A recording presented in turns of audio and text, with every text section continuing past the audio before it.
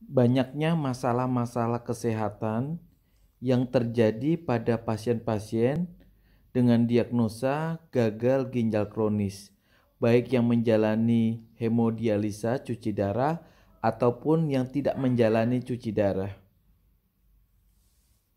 Rekan yang mungkin sudah divonis atau didiagnosa oleh dokter dengan penyakit gagal ginjal kronis, atau mungkin juga istri, suami, atau saudara atau keluarga yang lain yang sudah dinyatakan oleh dokter dengan penyakit ginjal kronis, itu harus tahu ada beberapa perubahan ya dalam hal kehidupan sehari-hari, dalam hal makanan yang dimakan. Kali ini dokter akan memberikan tips bagaimana kita merawat seorang pasien dengan penyakit gagal ginjal kronis di rumah.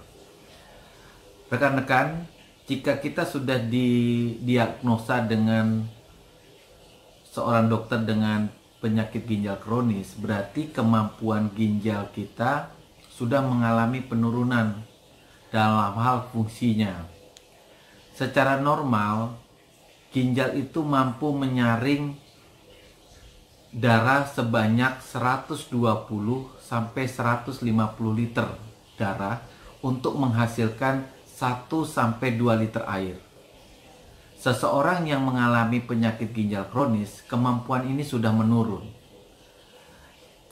Seiring waktu, kemampuan menyaringnya semakin menurun sampai suatu hari pasien ini akan menghasilkan fase anuri ya, di mana dia tidak mampu lagi menyaring darah sehingga tidak mampu lagi menghasilkan air seni. Seseorang yang sudah kemampuan ginjalnya mengalami penurunan, tentu kalau kita harus membatasi intake atau masukan airnya disesuaikan dengan kondisi kemampuan ginjal yang mulai terbatas. Nah, ginjal di samping juga tidak mampu untuk membuang kelebihan air, akan terjadi juga pembatasan seperti pengeluaran sisa-sisa kelebihan kalium darah, kelebihan fosfor darah, kelebihan daripada hasil metabolit daripada tubuh seperti urium. Sehingga seorang penderita yang mengalami penurunan daripada fungsi ginjalnya mulai dilakukan pembatasan baik intake cairan, baik protein maupun beberapa daripada elektrolit. Kemudian seorang yang mengalami penyakit ginjal kronis juga akan terjadi penurunan daripada enzim renin. Nah, enzim renin ini fungsinya di dalam tubuh kita untuk mengatur tekanan darah. Orang yang mengalami gangguan ginjal di mana terjadi juga penurunan daripada enzim renin, sehingga terjadilah peningkatan daripada tekanan darah. Yang ketiga adalah terjadinya perubahan dalam hal produksi hormon eritropoietin. Hormon ini penting untuk kemampuan tubuh kita untuk memproduksi darah. Darah diproduksi oleh tubuh kita itu mungkin dibutuhkan ya komponen-komponen, misalnya bahan bakunya harus cukup seperti kadar besi yang cukup, vitamin B12, asam folat yang cukup, keadaan sumsum tulang yang baik, dan juga dibutuhkan adalah cukupnya hormon eritropoietin. Hormon eritropoietin diproduksi oleh ginjal yang baik. Ketika ginjal mengalami penurunan fungsi, nah produksi eritropoietin menurun. Nah biasanya ini diikuti dengan penurunan daripada produksi sel darah merah. Sehingga seorang yang mengalami penyakit ginjal kronis biasanya akan terjadi penurunan daripada hemoglobin secara berangsur-angsur. Seorang penyakit ginjal kronis juga akan mengalami kemampuan produksi daripada vitamin D-nya mengalami penurunan ya, sehingga gampang sekali untuk mengalami yang namanya keluhan-keluhan yang berhubungan dengan kekurangan vitamin D, seperti terutama pada densitas daripada tulangnya. Komplikasi-komplikasi apa saja yang terjadi pada seseorang yang sudah mengalami penyakit ginjal kronis? Pertama adalah kelebihan fosfor, jadi terjadinya hiperfosfatemia, dan kelebihan daripada kalium darah, karena pada waktu orang dinyatakan sebagai penyakit ginjal kronis, kedua komponen elektrolit ini susah untuk keluar daripada tubuh, sehingga kadang-kadang akan terjadi peningkatan daripada kedua elektrolit, yaitu kelebihan daripada fosfor dan kelebihan daripada kalium. Akibatnya kalau kita kelebihan kalium, maka yang paling fatal adalah terjadinya perubahan daripada irama jantung yang kita sebut dengan aritmia. Seorang penderita aritmia bisa tiba-tiba merasa nyeri dada, sesak napas, bahkan tidak sadarkan diri. Seorang yang memiliki kelebihan fosfor itu akan mengakibatkan kalsium pada tulangnya itu akan dikeluarkan oleh tubuh, sehingga densitas tulangnya akan mengalami penurunan. Terjadilah komplikasi seperti misalnya gampang mengalami fraktur, kemudian terjadi nyeri pada daerah tulang. Seorang penderita penyakit ginjal kronis juga terjadi peningkatan tekanan darah karena enzim renin yang kurang, mengakibatkan resiko penyakit kardiovaskuler meningkat pada penyakit dengan gagal ginjal. Kelebihan cairan yang terjadi pada tubuh seorang penderita gagal ginjal gampang mengalami sesak napas karena terjadinya edema paru, penumpukan cairan di paru-paru. Bisa juga terjadi penumpukan cairan di kaki. Diakibatkan begini, misalnya kemampuan ginjalnya cuma bisa membuang 500 cc. Bahkan ada yang fase seseorang sampai tidak bisa membuang air kencing sama sekali. Jika dia minum lebih dari misalnya 1000 cc, nah pengeluaran dari keringat itu kira-kira hanya 300-400 cc. Kelebihannya itulah yang akan membuat seorang mengalami edema paru, sesak napas, kemudian akan terjadi overload di tempat lain juga, seperti misalnya edema kaki. Seseorang komplikasi berikutnya bisa mengalami yang namanya anemia atau kurang darah, kemudian terjadi gangguan pada saraf pusat dan timbul kejang. Nah, kejang terjadi sebenarnya istilahnya lebih tepatnya karena kadar natrium seseorang itu mengalami penurunan. Ketika kita mengalami seseorang sudah terjadi overload cairan, misalnya tandanya adalah edema ya, adanya bengkak pada kakinya, perutnya, wajahnya, itu karena air yang masuk melebihi daripada jumlah yang keluar. Sehingga kadar natrium seseorang itu bisa rendah. Ya, rendah ini normalnya kadar natrium itu antara 135 sampai 145. Jika rendah, maka kelebihan cairan itu akan masuk ke dalam sel, terutama pada sel otak, yang mengakibatkan sel otak itu mengalami pembengkakan, jadi edema cerebral.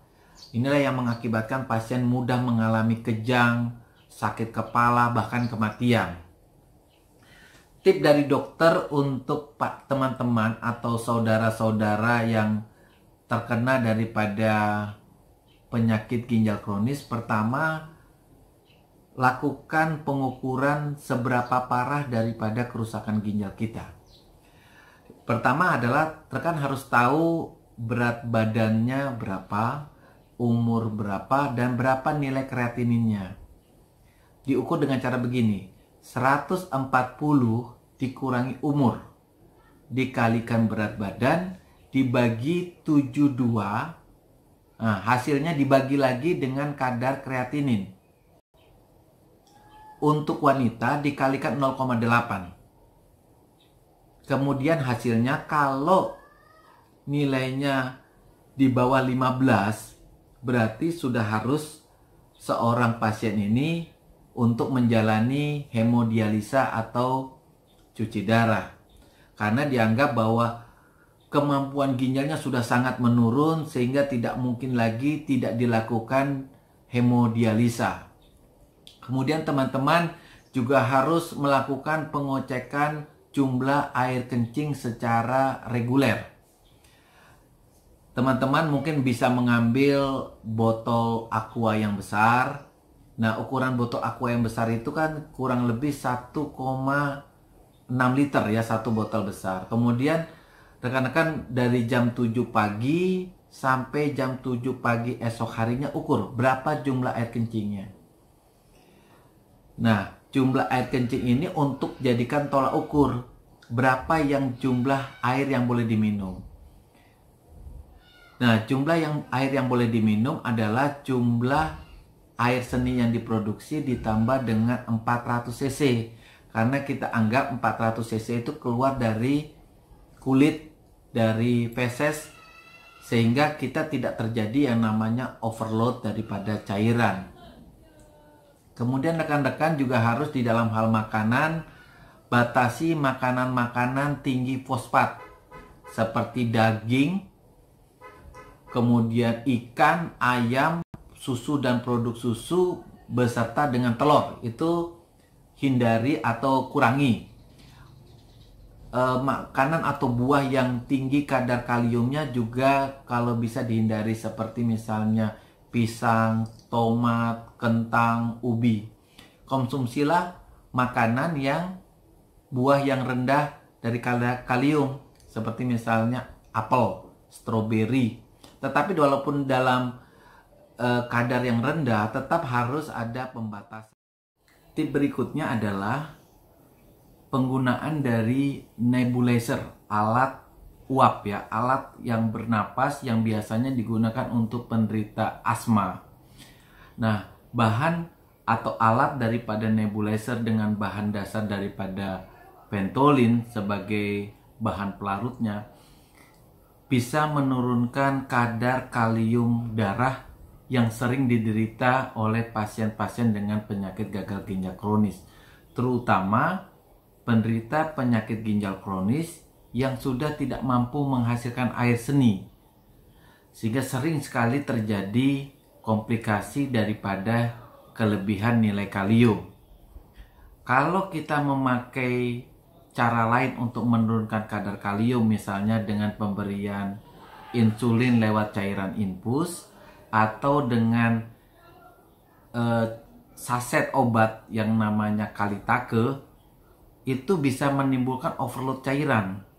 Sedangkan dengan menggunakan Ventolin, dengan menggunakan alat nebu, itu kita aman dari hal overload cairan. Tapi kemampuan menurunkan kaliumnya ya cukup bagus ya pada pasien-pasien terutama penyakit gagal ginjal kronis.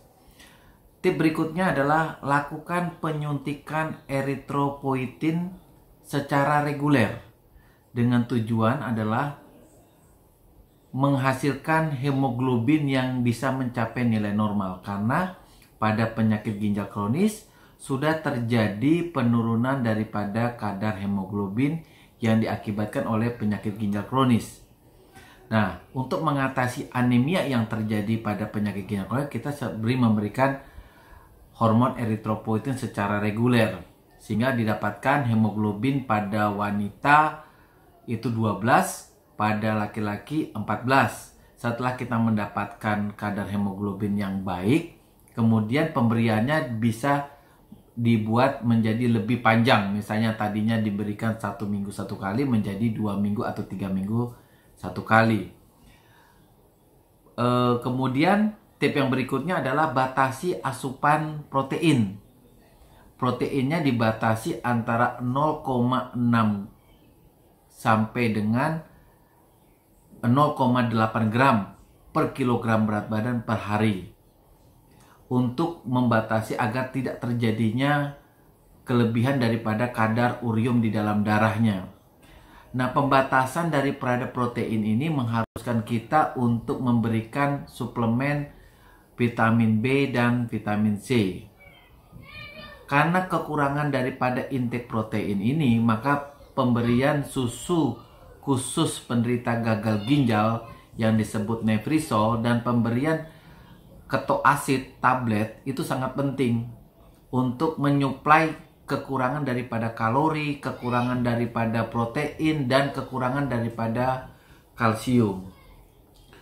Tip yang terakhir untuk penderita gagal ginjal kronis adalah batasi asupan garam jika sudah terjadi tanda-tanda edema pada tubuh. Demikian rekan-rekan topik kita hari ini tentang tip bagi penderita gagal ginjal kronis selama melakukan perawatan di rumah. Jadi video ini bukan video yang digunakan untuk supaya pasiennya tidak melakukan cuci darah, tidak.